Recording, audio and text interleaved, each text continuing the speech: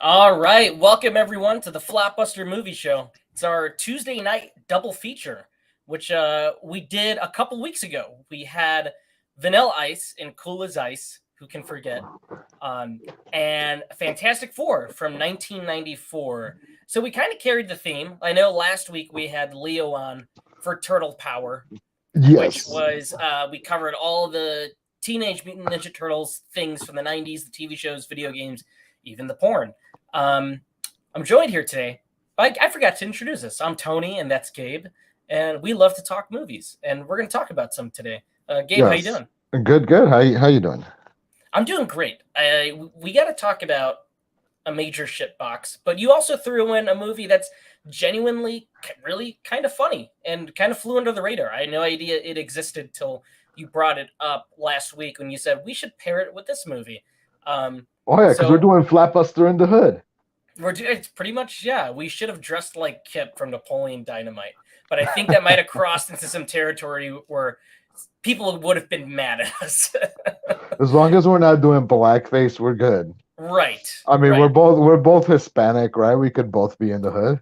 I guess so. I guess we, yeah, I We guess could so. have just like cholos, like We could have little. done the Cholo thing. Yeah. For those of you that don't watch our Tuesday show, and not many people do, and I want to throw that out there that we aren't getting too many Tuesday show watchers yet. The Thursday show is where everybody tunes in and catches up the movie news, but you should tune in on the Tuesday show because that's where we get to kick back, have some fun, crack some jokes. I feel like on the Thursday show we're just going with it really quickly. Sometimes you have your hot take, we have a joke there, and then we move on to the next topic. But here it's Gabe and I. Just Uh, laid back. just laid back, and we get to talk about some movies, good and bad. Most of it has been forgotten stuff, and some real shit boxes, which we have one featured today. I don't know if I've ever got your thoughts on the first movie, which we'll get to in a second. What have you seen lately, man? I know you saw a few movies this past weekend that I want to pick your brain on because it's all things that I didn't see. So, what did you see this weekend? Oh man, I saw Kevin Hart's new movie with Mark Wahlberg.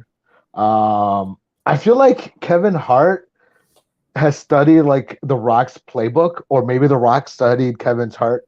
And I listen, I love early Kevin Hart when he was still, to keep the theme within the show, when he was still hood.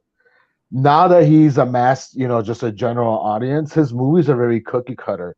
And it's always like he's this dad who doesn't have time for himself, or he doesn't have time for his kids, and then he's like, trying to make up for lost time, yada yada yada. But this time it had Mark Wahlberg in it, so it's like very formulaic the way Kevin Hart's been doing his movies lately.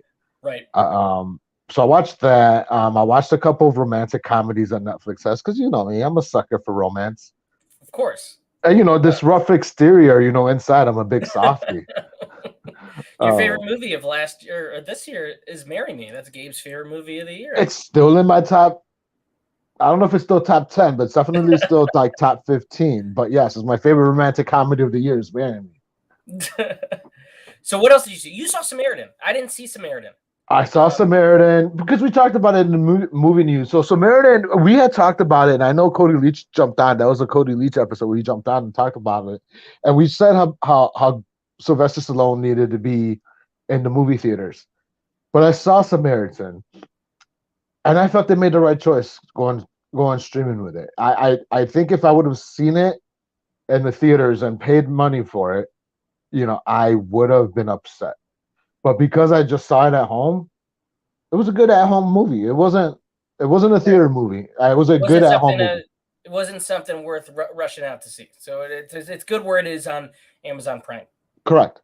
Okay, what are your thoughts on? You saw the new vampire flick. I I did not did. see this one. It's number one at the box office. I think that's genuinely because it's end of summer. And It's there's nothing August. out there. There's nothing out. You saw The Invitation. How was The I did. Invitation? Ooh, it was another rough weekend for me with this one. You've seen a Uh, lot of like middle of the road to mildly bad films this weekend. I did. So you know us, and anybody who watches us knows that for we appreciate movies for what they are, right? Like I mean, you badmouth Morbius, I somewhat badmouth it, and I know you say it's horrible. I think it's horrible to middling, but regardless, we always find a good within a movie, right? Right. And so that's what I so that's the invitation to me was that it's like bad to middling, mostly because it doesn't add nothing new to like the vampire lore. I know it's Dracula in some sense, or like Bride of Dracula. I just it just didn't land with me, and apparently it didn't land with a lot of people either. I think it just like made 7 million this weekend, and we'll talk about it more on Thursday. But Right. I don't know the romance story. Twilight had a better romantic story between fucking Bella and Edward than the Invitation did. So I know I read on Bloody Discussing, there's an R-rated cut of this movie, which is why I kind of like, do I want to go and see it if it's going to be a neutered down version? I know the director goes, oh no, but it's still good. Whenever they do that, to me, that says they're playing ball that way they can get their next movie done. Directors do this, filmmakers do this all the time. So, like, seeing her say, well, if you watch it on streaming, you're going to get the R-rated cut, which is way longer, has blood and gore, and a lot more sex in it too. So I'd rather. It sounds like a vampire movie right there. I'd rather wait for. right, I'm sorry. Usually sex sells, but listen. I don't know if this movie would be helped by more sex. Yeah. So it was a kind of a weird weekend for you. You saw some middle of the road to some stinkers here. I did. I did, and I'll probably keep on seeing more stinkers next weekend.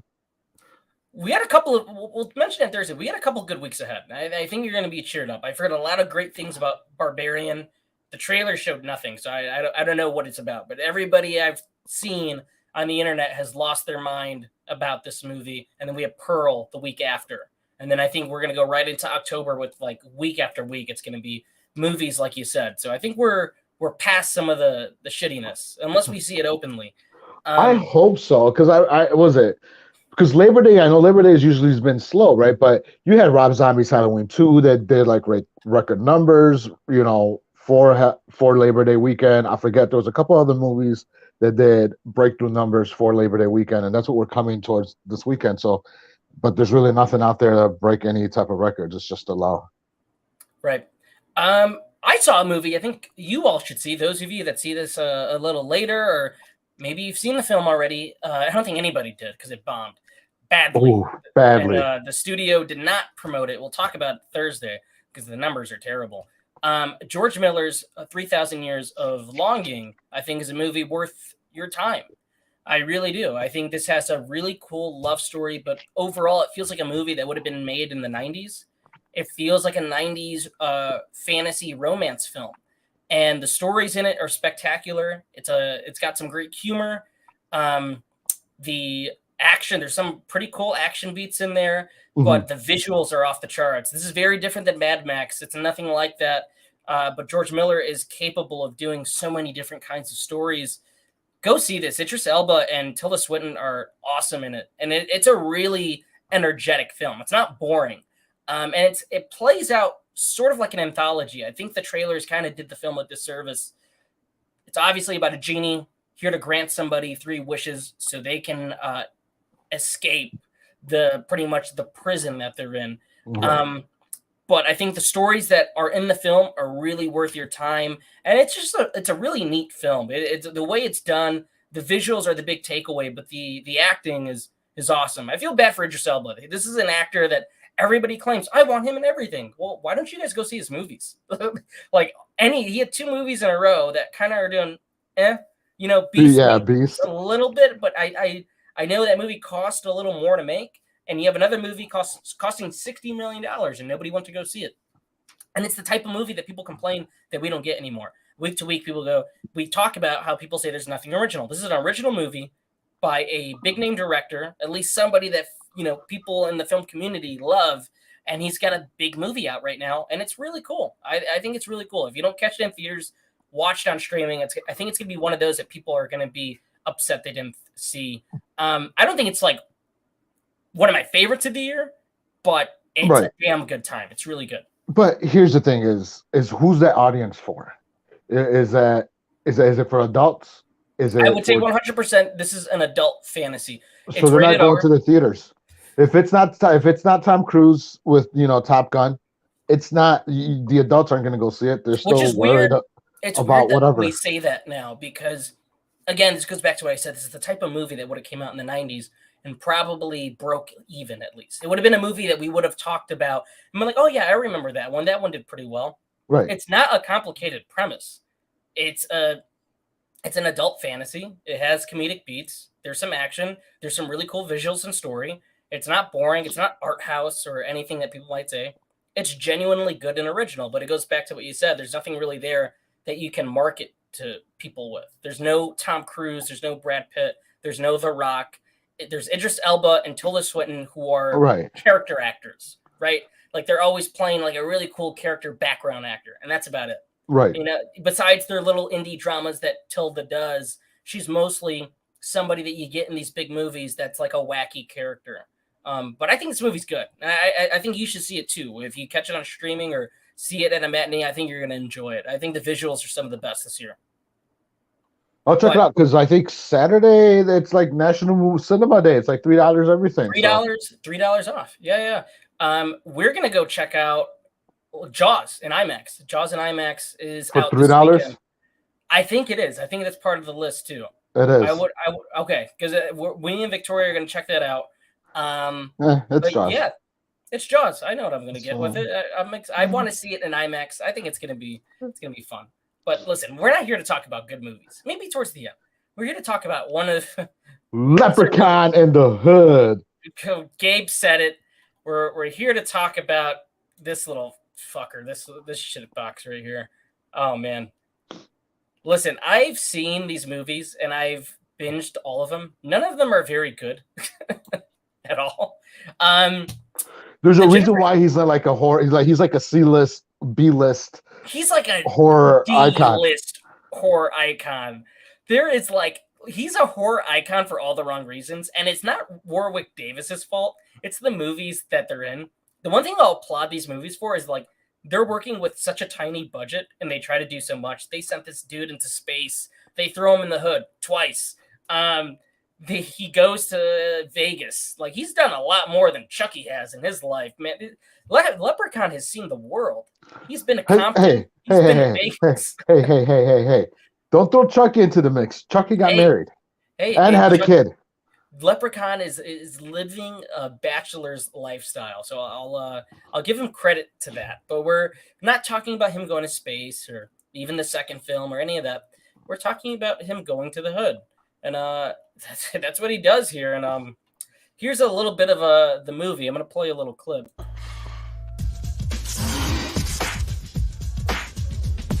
I come from the land of the Irish Spring. Dublin's the place where I learned my thing. From the Emerald Isle to your place in the hood. All right, I don't want to play too much because last time they demonetized the video. Hopefully one day we'll get these monetized.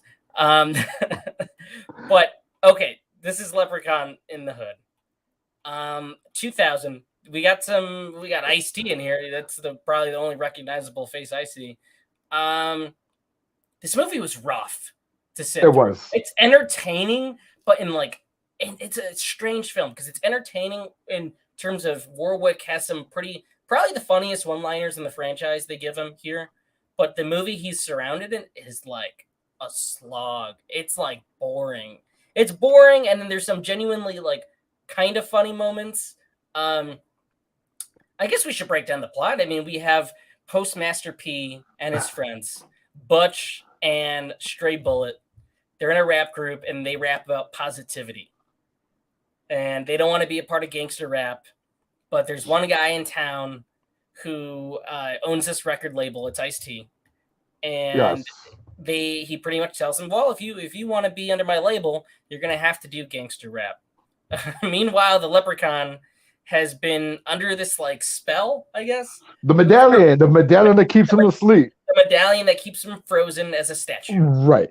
And Ice-T, totally forgot. The movie starts in the 70s.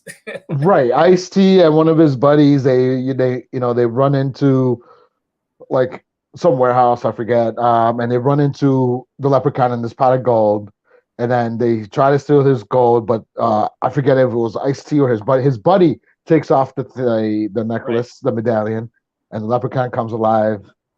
His buddy gets shot. Ice-T puts the medallion back on him.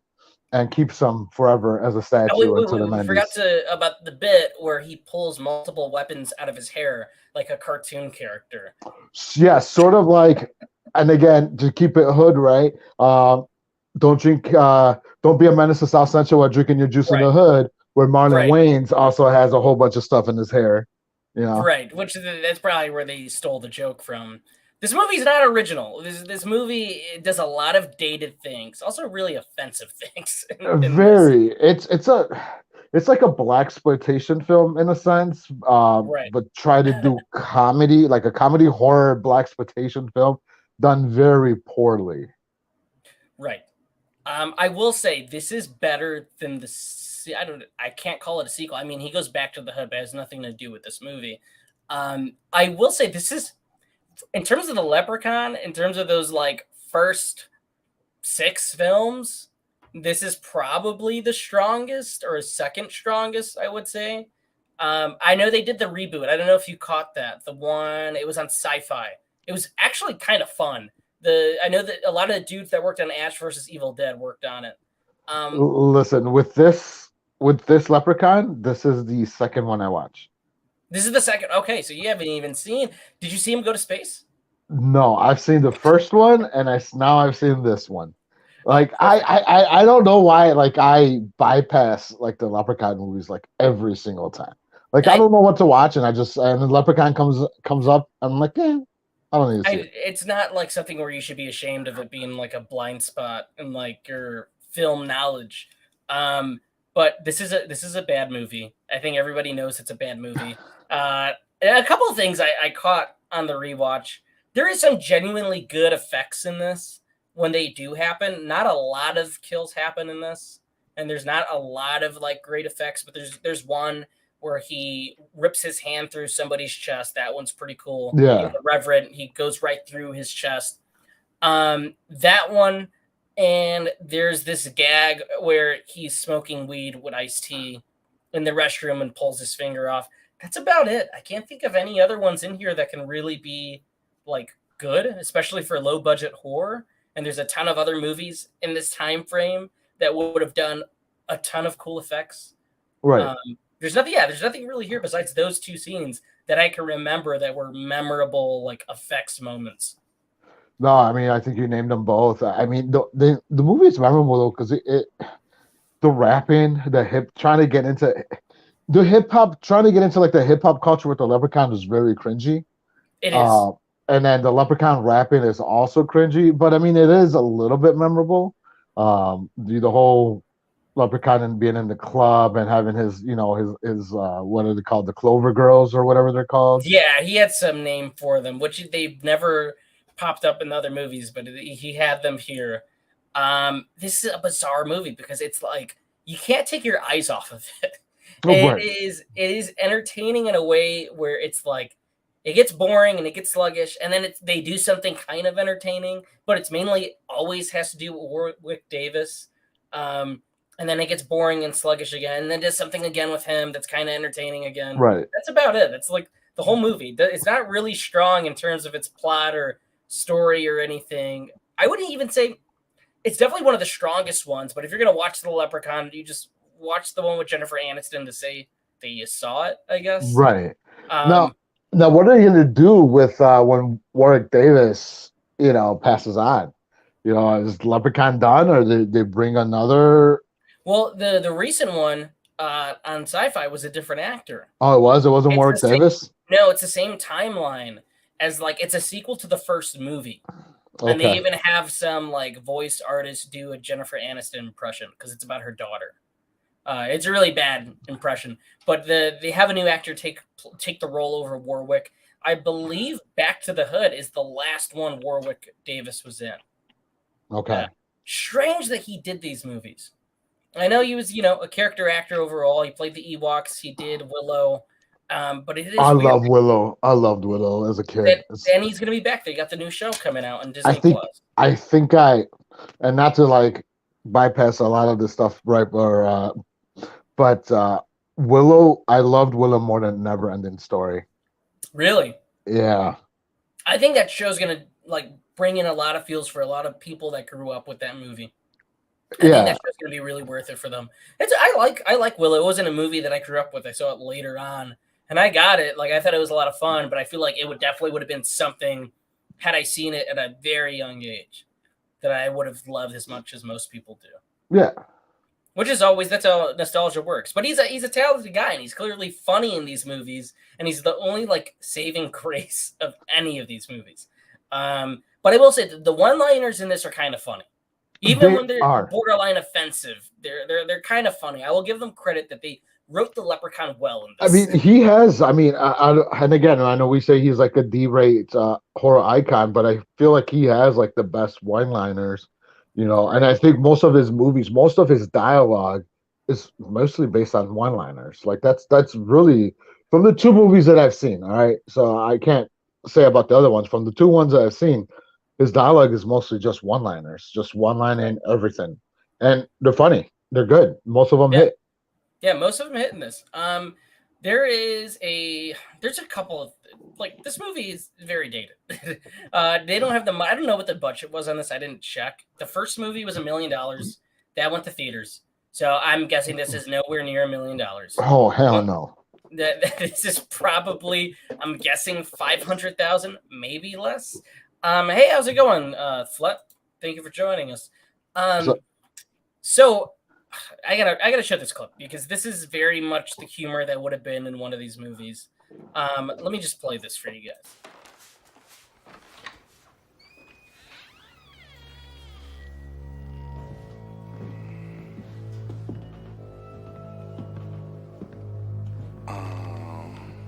Come find your way out, baby, or you just didn't want to leave? I didn't come to play with fruit. I only seek me magic flute. Well, that's such. Okay, I kind of chuckled at that when I first heard that. I'm not gonna lie, it's a bad line. I don't think anybody should be even like saying that shit anymore. But I'm not gonna. The way Warwick delivered it, I'm like, all right, that was kind of funny.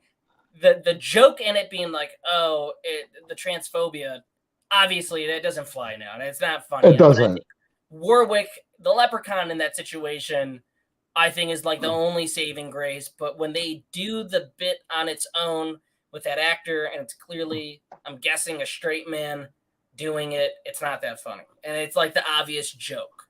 It's like she's trying to have sex with everybody in anything, and everybody's grossed out by it. And it's just like, okay, this is when the movie's kind of like not hitting at all. Right.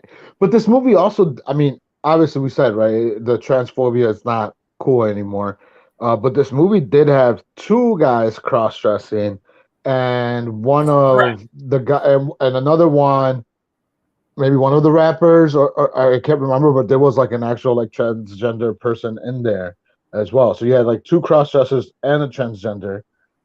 So even though they were making fun of them, which is not cool, Right. you know, it was just not that It's a weird joke. It's a weird bit it's a to do very multiple times. to do multiple times. It's weird. But yeah, the leprechaun being put in I get it because you have the leprechaun in those situations. You can have him be unfiltered and say something that like normal people can't say, and it's within the character because he's evil. But Right. Those bits on their own before he shows up are just like, okay, this is just awkward to watch because it's just like it's like the obvious joke you would make if you're like 11 and you're cracking jokes about these things. Right. I mean, and like we said, there's nothing wrong with it as far as, you know, being, you know, cross-dresser, transgender, what have you. Just in the 2000s, it was But like the funniest thing. It's the funniest right. thing to make fun of. Yeah. There's also there's a Asian character in here. I forget what is his name. Chow. I think it was Chow who speaks in third person. That's another joke that was in like late 90s, early 2000s where Asian characters spoke in third person regarding themselves. Doesn't work here. It's just like, man, they're trying everything. They're trying everything they've seen in other movies. So any of those things are just like really bad. But the one thing I thought that was funny is the idea that you have these rappers who want to rap about positivity in their neighborhood. I thought like that's kind of funny within itself, that bit. It is. It's just a throwback to like when hip hop before gangster rap took over. Hip hop was about positivity.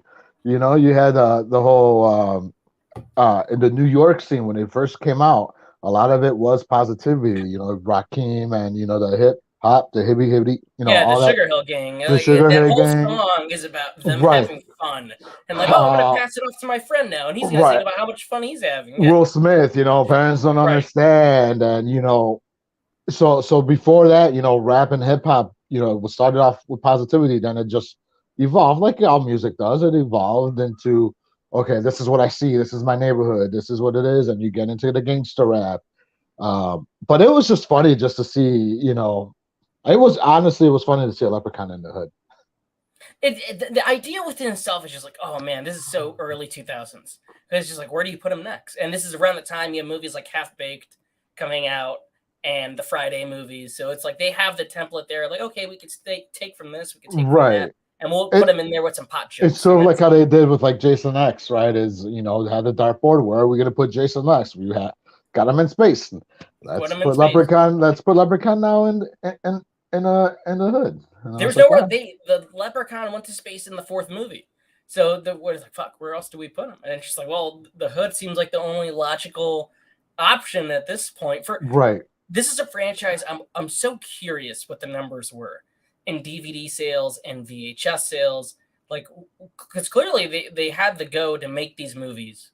They must have made a killing in VHS from the time, because part one's in theaters and it does decent. It makes $8 million on a $1 million budget. Part 2 through, I believe, 4 all go to VHS prior to this. So I want to know what these movies made, because I know VHS in the 90s was the big thing. And like, even if movies failed at the box office, you put them on VHS, it's going to make a ton of money. And this is one of those where it's the whole franchise. It has a life in VHS. And everybody claims these movies are terrible, but somebody was renting these movies on a Friday night when they were Everybody was renting these movies on a Friday night because it was. What else are you gonna watch on a Friday night? You would just watch the Leprechaun. Just order some Domino's. Like I would say, the Leprechaun is probably like the safe. Like if you're 14 and you want to see a horror movie, and again, this is just based off the two that I saw. If you want to see a horror movie, you're 14 years old. The Leprechaun is probably your safest bet that your parents might let you see. Might let you, because it's humorous. It's not very dark. There's some like boobs and stuff, but like right. There's not a lot of nudity. There's not a lot of swearing. There's some killings, not a lot. It's not totally, gruesome and gory. Right. Yeah, it's very tongue in cheek. We're giving this movie way too much credit, but I guess it does have that appeal of it's very safe and it's R rating throughout the franchise. Right. This is it's a strange film. It's strange. There's also a magical flute in this, where like it kind of has these powers to grant people like their deepest desires. It's a skin flute. Yeah, it's a skin flute. But the Leprechaun is obsessed with it, which, something that they took away, which I thought was funny, kind of funny. In the first movie, he's got this obsession with shining shoes, and the rest of the films like doesn't happen. But I guess the characters never thought to throw shoes at him. But I always thought that was a bit that like kind of worked. Like his biggest flaw is like he's got to stop to shine shoes every time he sees them. Oh man, they could have thrown. I mean, they could have thrown some Jordans at him, some Air Force Ones, some Reeboks, the pump, all those things. Right. Clean my shoes, clean my Jordans. Exactly, you get free Jordans getting cleaned. But yeah, Warwick is genuinely like a joy in this. Ice-T's having fun with what he's given. You could tell he's having a good time, just hamming it up. He thinks he's in a blaxploitation movie the whole time. I think Ice-T is genuinely thinking he's in a blaxploitation movie. He thinks he's in New Jack City. He thinks he's still in New Jack City. Yeah. But the rest of the movie it's rough. It's slow. It's not very like nothing really happens in it. They just go from location to location. The Leprechaun's following them. And it's no, it's not. And then the guys just keep on running and running away from him and just barely escaping him. There's a lot of running. It's like, there's a lot of running, a lot of hiding, and a lot of, and all of a sudden, he magically appears. It's like he's magically delicious. And a lot of off-screen kills too. Yes. That's again, it goes back to why it's a safe R rating for 14-year-olds to rent at Blockbuster. It's just you cracked it. That's why these movies were so popular. It was just like, okay, like what do you get the kids? They want to watch something a little edgy. Order them a pizza. So Leprechaun 2, Leprechaun 3, Leprechaun in the Hood.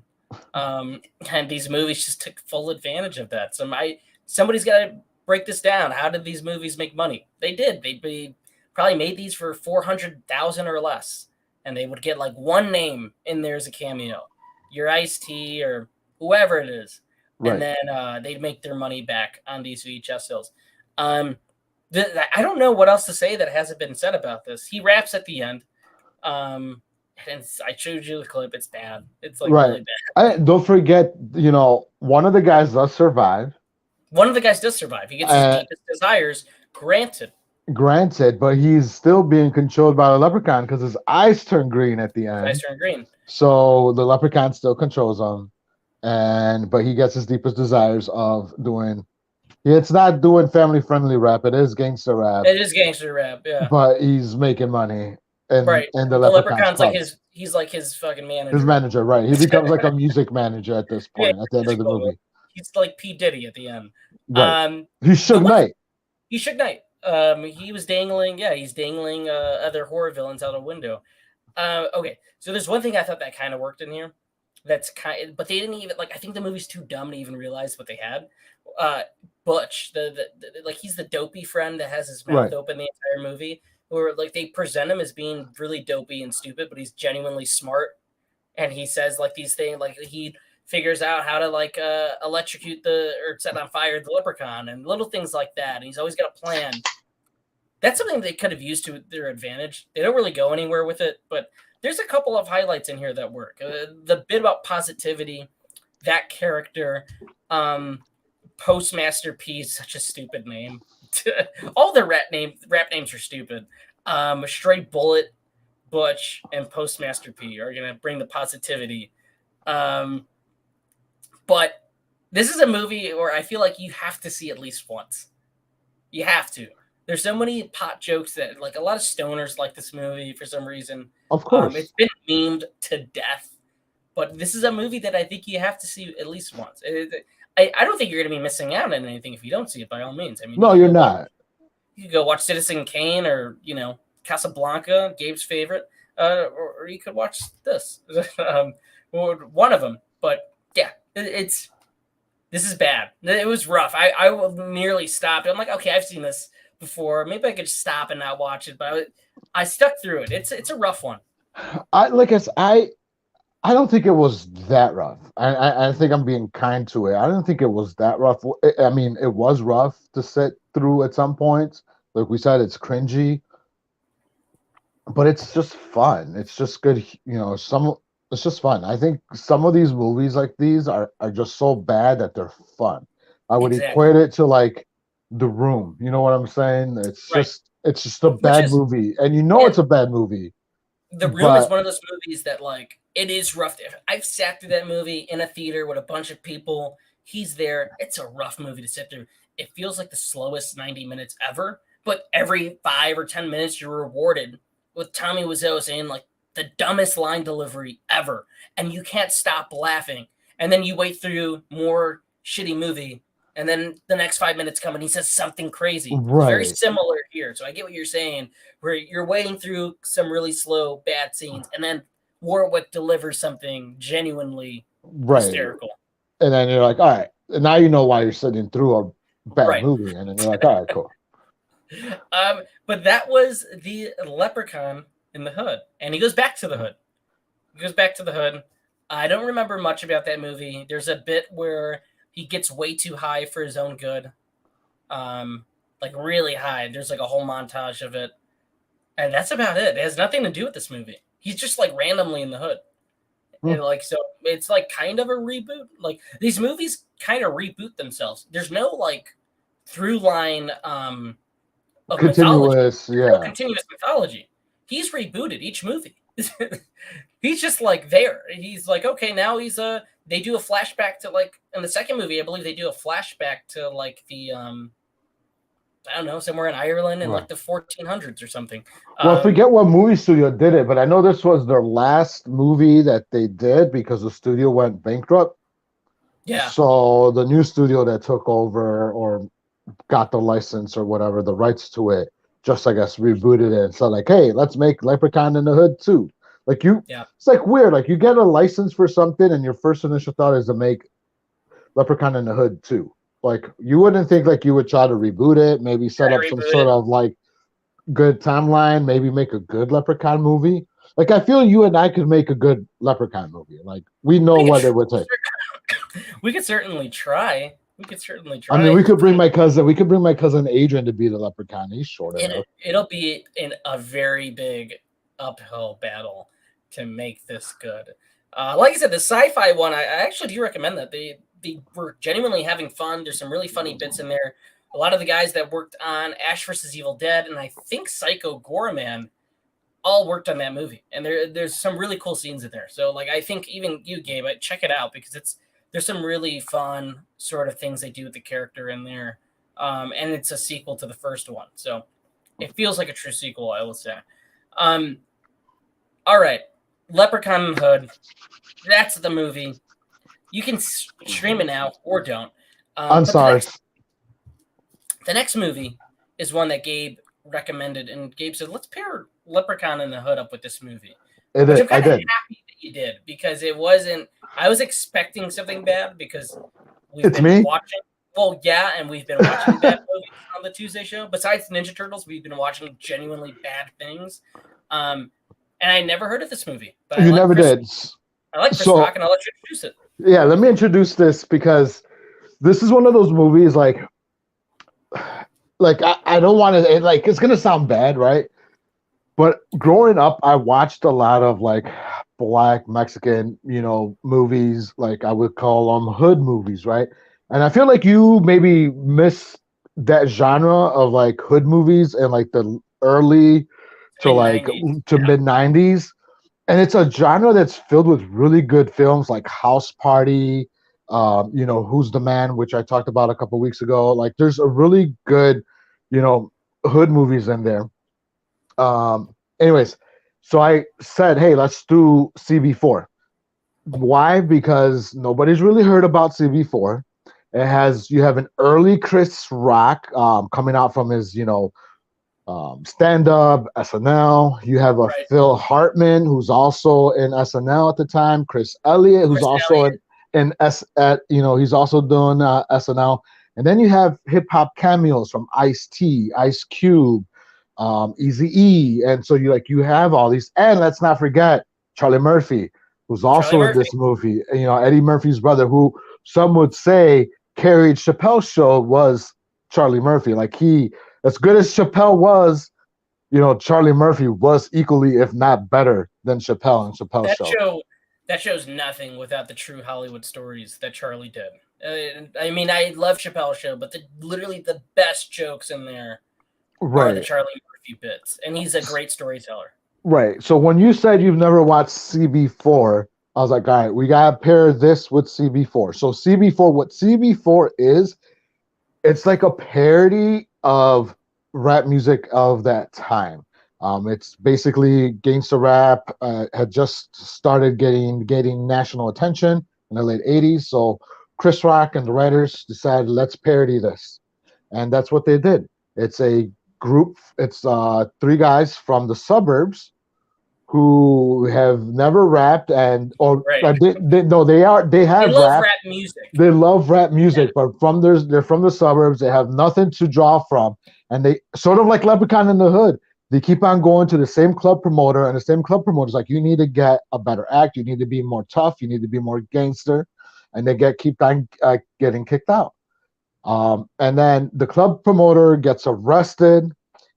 One of Chris Rock's character gets the good idea, well, this guy's going to be gone for so many years. I'm going to take over his name and start a rap group, CB4, which means Cell Block 4, which is a term for, prison wards or prison whatever, blocks.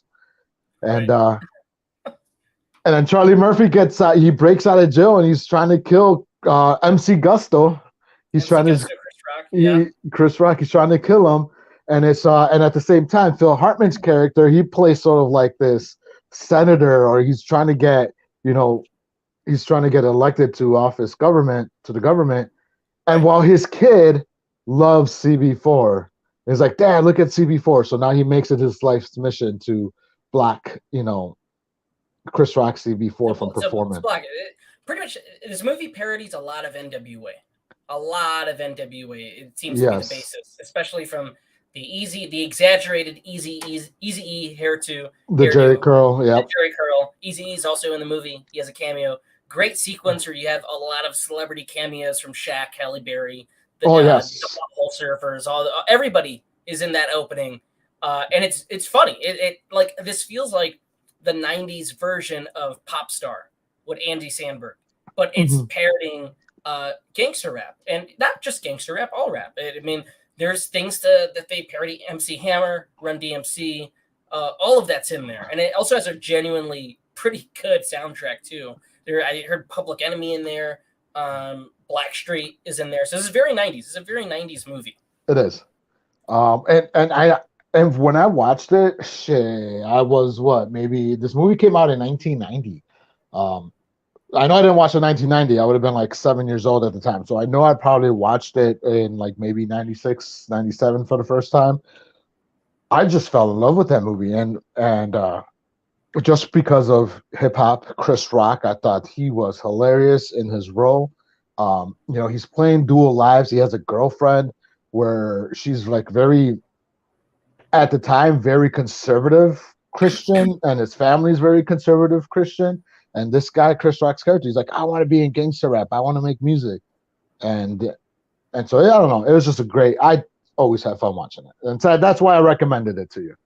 Yeah, so this was a fun watch. Chris Elliott is really funny in this, and he's always the guy that pops up in little bit parts from Something About Mary to Snow Day, and he's great in all these roles. He's always like a scumbag or a creep, but he's genuinely funny. And here he's like playing the guy making the documentary. Right. But the cast is really fun, and Chris Rock is always good when he's got a hand in the writing.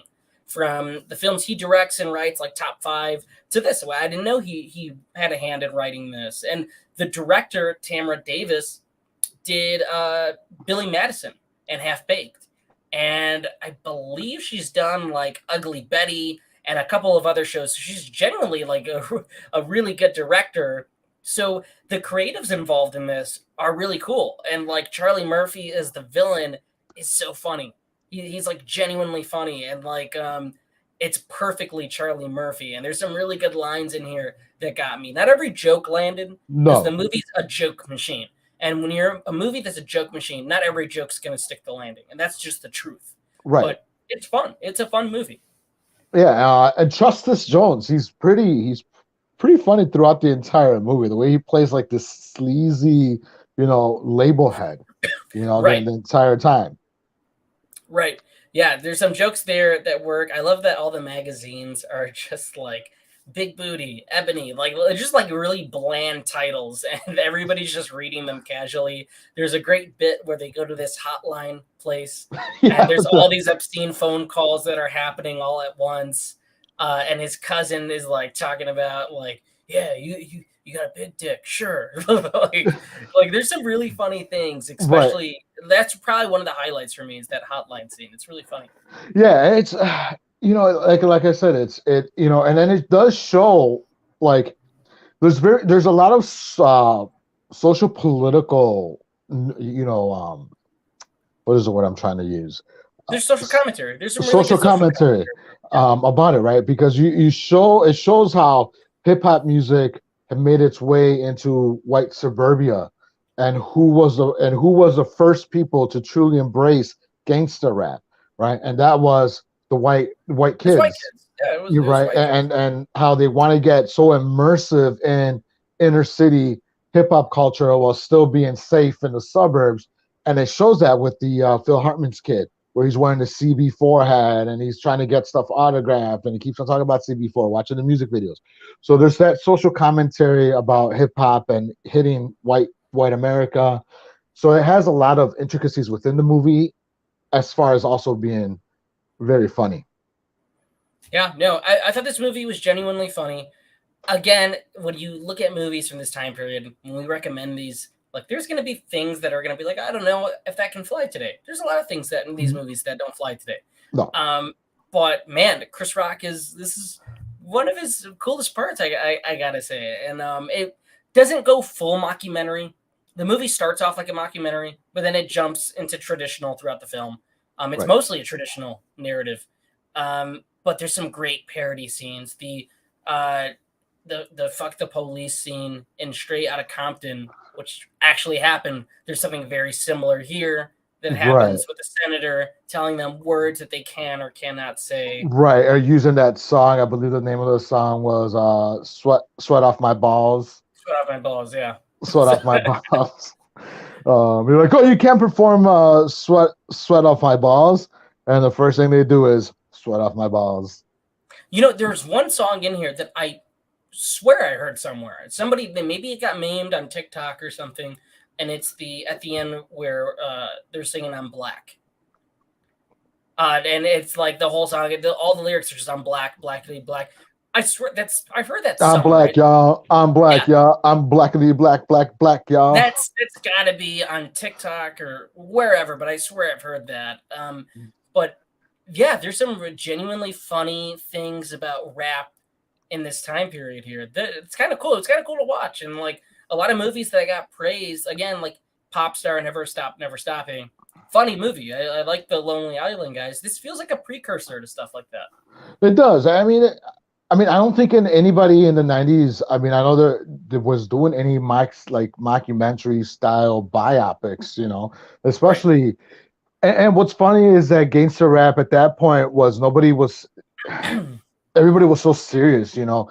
One of the main reasons why most albums and CDs have that parental advisory sticker is because of gangster rap, is because of NWA.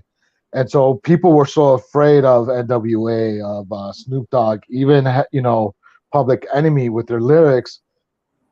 But, you know, Chris Rock wasn't afraid to be like, you know what, I'm going to make fun of you guys. And then what's funny is the same guys that he was making fun of were like, yeah, I'll be in that comedy. I'll be in that movie. You know, Easy-E. You know, yeah, they all cameoed in it because, they talk about heavy subject matter as far as, you know, rap music was concerned. But at the same time, you know, they knew you have to have some fun. And this is what it is. It's just a fun time making fun of something that's, you know, not that funny. You know, because obviously we don't condone, you know, hitting women or doing, you know, selling drugs or killing somebody. But if Chris Rock made it funny. He made it funny. No, the cast is funny in this. Again, not every joke lands. There's some jokes that kind of just like, okay, they go to the next thing very quickly. If a joke doesn't hit, they just go to the next one. But man, I was nervous, man. I was nervous because I had suggested it, and then I kept on asking you, like, you see CB4 yet? You're like, no, I'm gonna see it tomorrow. And I was like, you see CB4 yet? No, not yet. I may check it out tomorrow. I was like, all right. I was like, we'll see. And then I had just enough time after work. I came home right away and I put it on, and I laughed. I had a good time with it. I was able to take a couple notes, and just I thought that there were some really genuinely smartly written jokes, more so than I gave it credit to before I put it on. But then I was like, well, Chris Rock is a part of it, and he's actually a really good writer, so that makes sense. The movie doesn't have a great like storyline. No, not at all. It's very loose, if any, at all. But I do think in terms of making fun of rise and fall biopics and rap at that time period, there's some really genuinely good moments in this. Even jokes that I've seen in other movies probably taken from this. But this is one that I had no idea even existed. Yeah, there's a lot. There's a lot from that era that you probably don't know existed. But, you know, sort of how you recommend a lot of these, you know, 70s, 60s, 50s, and 40s films to me that I'm like, all right, whatever. Right. I could definitely come back and recommend some of these like long forgotten, you know, I hate to use the term because I don't know what other term, but, you know, another black comedies. There's so many of them that have been forgotten that were part of, you know, at least my upbringing, my culture. I mean, I'm not gonna say culture, right? But part of what I watched growing up as a kid. Right, they were a thing in the early '90s. This was a genre that was there, and then it was booming because of films like Boys in the Hood, and Menace Right. to Society. Definitely, like those are two staples that like a lot of movies strung from, and Poetic Justice and Baby Boy and all those things. Right, which were more dramas, but what CB4 did is they sort of took that drama aspect of it and just made it a comedy. And then You from know, that comedy came out like, So Plain and I Got the Hookup and all these other, I was thinking like Pootie comedies. Tang too. When I was watching this, I was thinking a lot about Pootie Tang. Pootie Tang, and I bet you Charlie Murphy's character was sort of maybe like a little precursor to like Pootie Tang. Yeah, that's another movie that people got to see. That one. That's Pootie Tang's hilarious with the belt. It's good. But yeah, that was our double feature tonight. You got anything else to say about CB4 or Leprechaun? No, not really. I just want people to watch CB4. It's definitely worth the watch. You don't have to watch Leprechaun. CB4 is. If you take anything away from tonight, guys, actually watch CB4, especially if you're a fan of 90s comedies or slapstick comedies at all from the 90s, 80s. There's some really good comedians in here that pop up. And it's a fun time, especially if you're a fan of rap. I think you'll get a kick out of a lot of the jokes that hit here. It's sort of like, and I'll do it for like the rock guys or the rock people, right? It's sort of like, how Spinal Tap is a mockumentary. It's a mockumentary of Spinal Tap or whatever. This is the same way. So like a mockumentary of NWA, they just called it CB4. I mean, it has the same characters, like we said, Eazy-E, Dr. Dre, Ice Cube, and it's definitely worth the watch for it. Yeah, I agree. This is one that I was genuinely surprised. I laughed more than I thought I would, which I always do in like, this era of comedy anyway. So I shouldn't have been shocked, but I didn't know the people involved in it. I went in pretty blind. Yeah, that's a good thing. Some of these you gotta go in blind. Like I went in blind with Leprechaun in the Hood, and I was like, all right, this is okay. It's not bad. It's it's just fine. It's just fine. There's the catchphrase of the show. All right, so we'll start wrapping things up. We'll make this one a little shorter, I think, because we got a lot of things coming out in the pipeline. We have a lot of episodes that are coming up. We have Thursday, my bad. Thursday, we know we got the news. When it's going to be packed, we're probably going to go for at least 3 hours, yo. We're going 3 hours. Gabe wants to go 3 hours. If he had it his way, we'd be going 3 hours. I would say probably another 90 minutes. If you saw last episode, we went pretty long. I think we're going to go long this episode too, just because there's a lot to cover, a lot to talk about. We have D23 coming up, which we know we're going to get a ton of news out of. I thought that was Mighty Ducks 23. That's Mighty Ducks 23. No, it's going to be a ton of Disney news, so probably stuff about Star Wars, Willow, Marvel, Fantastic Four, all those things we're going to hear about at D23. Get some hopefully about X-Men projects. And X-Men. I think X-Men is going to be one of the things at D23. They usually like to wait and then boom, drop the mic there, as opposed to Comic-Con. Comic-Con's like a little taste. D23 is like a Disney spectacular, so they're going to do everything they can to show us what they have being worked on. But we have some things coming up too. We do. Things that we're excited about. Next Tuesday, I'm going to pull up a graphic real quickly just to refresh everybody's memory. We have my favorite horror movie, and the first guest we have is Leo Perez from the Broken Reality podcast. Leo just came on for the Turtle Power episode, which was awesome. We had a great time talking about Ninja Turtles and all the things we love about that franchise, and he'll be in September 6th, and I can tell you right now the movie is going to be Hellraiser, the original Hellraiser. I'm excited to rewatch this. I haven't seen it in years. I love it, but it's not one I get a chance to rewatch often. I watch it about once a year. Gabe watches it once a year. It's just one of those that, like, when you watch so much, you go, damn, I forgot to watch Hellraiser. So I'm going to put this on probably tomorrow or this weekend. I want to watch it early. I'm really excited to revisit this one. I'm happy that he picked this because I know it's one of his favorites. And man, there's some great scenes in there that I think we're gonna be talking about in anticipation. Listen, you watch Hellraiser and all of a sudden you think you could get down with some BDSM and you're just like, yeah, bring out the whips and chains. Such sights to show you. Right, you're listening to like Rihanna's SDM, song with video and all that stuff. You're like, yeah, whips and chains, bust those out. And Gabe was getting he imagines himself being whipped to Evanescence, bringing back to life. Oh man, no, more like Avril Lavigne's more. All right. So, and then the week after that, we have Cody Leach, September 13th. And we have a pretty cool movie that I think everybody's going to want to hear the conversation on that one. It's one of probably the most recognizable horror movies of all time. So having Cody on for that is going to be a pretty big deal. Is it though? I feel like that movie has gone under the radar in the last couple of years. I think most people you talk to are going to cite it as one of the best. I'm excited to talk about this one. I don't think we've ever talked about it on the channel. Yeah, and we're not going to spoil it for anybody. Just you're going to have to watch the episode. Maybe a week before we'll say what it is. But yeah, right now I we're think not that's what spoiling. we'll do. We'll say a week before. We'll say what these are. I don't know if I've spoiled it yet. I don't think I have. I think I've talked about it to people. You haven't. Okay, good. So Hellraiser is next week. Cody Leach is the week after that.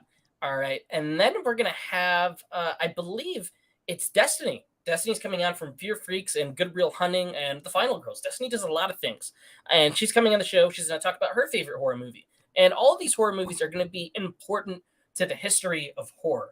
So it's not just like, oh, this is like my personal favorite, and it's this. It's like, no, this is like an important movie that most of us recognize has some grace and value, and we're going to explain why they matter. Well, it's everybody's. It's my favorite horror movie, so it's their favorite horror movie. But what we've realized is that everybody's favorite horror movie is like what you said, a very important horror movie to the genre, like Leo's Hellraiser. Hellraiser, and I won't want to get too big into it right now, but Hellraiser, for all intents and purposes, it's huge to the horror genre. What it's brought to the table. It's huge. I agree. And yes, these are their horror movies, their favorites. They picked it. We didn't really give them a list or a criteria, but we just happened to, like, after we looked at the list, like, damn, these are all important in their own way to the history. And it gives us more to talk about. There's more richness in the conversation. And then we have Not That Bad. I love those guys. Gabe, you're recording an episode with them soon, I believe. Hopefully, Connor hasn't gotten back to me yet. But yes, I'm hoping to be recording an episode with them soon. Yeah, we're excited for that, to bring those guys on. Make sure you check them out. Great podcast. And then we're going to have Good Real Hunting. We're having Brett and Brad. Brad's never been on the show. I've been excited to get him on. And Brett Man's been on twice. He's been on twice with us, and we've had many great conversations. We've been on their channel. I'm excited for their pick. Really am. I think we're going to have all of us are going to have a great conversation about that. Looking forward to that. And then I believe after that, we're going to do an episode where it's me, you, and Victoria. Yes. And that is going to be awesome. We're going to do 2 episodes like that. One on the 10th. And I'll tell you the next one right after we have Chad from My Special Boy. New Jason fan film coming out. And he's picked a really fun one. It's all these guys have picked some really cool movies. And then we have Bloodbath and Beyond. They've been watching the show for some time, and I know they've been commenting and encouraging us. They have a great channel. Many of you already know of. Those guys are really, really cool, and we were able to nail them down. And then on the last week, we're doing another episode where it will be just us on the 31st. Me, you, and Victoria. So 2 episodes where we get to. So I am excited about that. I mean, I can't wait, man. Me neither. And you guys might be here on the 31st still. We might. It's possible. I don't know if we've gotten our tickets yet. We might, and we might be able to do an on-site show together. And it's possible. It's something that we could look into. I think it would be great if we could do that. But man, I'm truly excited to have all these people on. All these guys, they have great channels. They're all really talented, and they all do wonderful things. And we're still relatively small, and we were able to get a good list of people that wanted to come on. We are still small, which would remind us to subscribe to our channel still. Please subscribe. Yeah, Please subscribe. I'm pretty much open about those things. I mean, of course, we want to talk about what we want to talk about and have fun, but we want to do it with an audience. We want people to join in on the fun. And I think these Tuesday episodes, if people watch, they would have a great time. And we want to talk about these movies with everybody. I think it would be, that's where the community part comes into. I know on Thursdays we go through things. So like, I really don't get a chance to look at the chat until maybe after the topic or when we're slowing down a little bit. But Tuesdays, I mean, that still, I think, flies under the radar because everybody tunes in on that Thursday show. Yes, they do. That's why we have Victoria, as great as she is, she's looking at the chats on our Thursday show, because you and I are just going off on the topics and stuff, and then she sort of slows us down a little bit, which is really great of her Slows to us do. down. And we got a lot to talk about this Thursday. We got a bunch of news, box office, Beverly Hills Cop, everything. It's going to be on the Thursday Don't show. worry, darling. Don't really some drama with that. We're going to talk about all of that. There's drama, and we'll talk about the drama if it pertains to the creativity and the story and like those things that are on the film side. And we still have a bunch of this WB. Listen, crap. I'm trying to convince you. Let's do gossip. Let's do gossip. We are Let's not do, let's, TMZ. let's do the Sylvester Stallone divorce. There's nothing to talk about that man and his divorce. Sylvester Stallone divorced his wife, divorced him. Over a dog. Over a dog. And he does the most petty thing in the world. He gets a tattoo of a dog over the face of her on his arm. That is messed up for a 75-year-old man having nothing better to do. It's his money. It's his life. But it's like, dude, how petty do you got to be? And he's just like, petty. Fuck her. And he's like, Sly, are you sure you want to get this picture of a dog on your arm? Yeah, I mean, really. That's all I picture is just the gibberish that he would say. Do you think old Italian men start like just gibbering in their 70s and 80s? I think he's been like saying weird things since like 2006, where he just became self-parody, which I don't know where that came from, because like if you see him early in interviews and stuff, he sounds completely fine. I think the Rocky stuff got to him, fried his brain a little bit. Probably. All right, so that's the end of the Tuesday show. For those of you that tune in later on, hopefully you catch this episode. Hopefully enjoy it. Discovers this, that likes Leprechaun in the Hood and wanted to see our thoughts on it. Right. They're here. Let us know. Tweet at us at our Twitter handles, and then or on Facebook on our page, or on TikToks, or whatever. You could find us on social media. We basically have all of it, including Tony's Reddit porn page. Yes. Yeah. And there's a lot of stuff on the Reddit page. I'm a Redditor, 4chan, all those things. But no, guys, if you follow us on TikTok, Twitter, Instagram, Facebook, we have all that stuff in the description down below. And I think that'll do it for this episode. Let us know what you think of these movies if you have a chance to see them or if you've seen them before. And get ready for My Favorite Horror Movie. We really hope through My Favorite Horror Movie you all tune in to the Tuesday show, because those will be on Tuesdays. Yes. So it's a little bit of a cheat, but we kind of rope you in by watching some great people, and then you have to stick around to watch. It's like our Super Bowl. It's like our Super Bowl. It's like the playoffs. It really is. Yeah. But it's like that. Gabe, anything else before we wrap up? Nothing else. Just I got a new video up on TikTok. I think I'm gonna start doing a new series. Rewatching stuff, and I rewatched Need for Speed. Everybody should watch Need for Speed. It's a poor man's version of Fast and Furious, but better. There we go. Need for Speed. I think I'm gonna have another video essay soon. I'm kind of debating what it should be. Maybe I'll do another poll, but I think I'm trying to come up with an idea and sticking to the theme of nostalgia and movies that we loved growing up, ones that I love specifically. So I think that'll be the next video for me. And I'm still trying to get back into TikTok. I kind of fell out of my groove, but I got to jump back in it. So did I. But I've been going pretty heavy this past couple of days on it. So you have. You've been posting. I got to jump back in. TikTok helped our views for a little bit. We were getting equally a ton of views there, and I think, man, you know what? I blamed this slowdown to the shitty movies coming out. So damn those shitty movies. I think we're about to have some of the best times ahead, guys. Make sure to hit that like button. It helps us with the algorithm. If you haven't already, please subscribe. We want to get to 500. That unlocks a ton of cool things on the channel, like community posts. And stay tuned for more. We got a ton of the channel coming.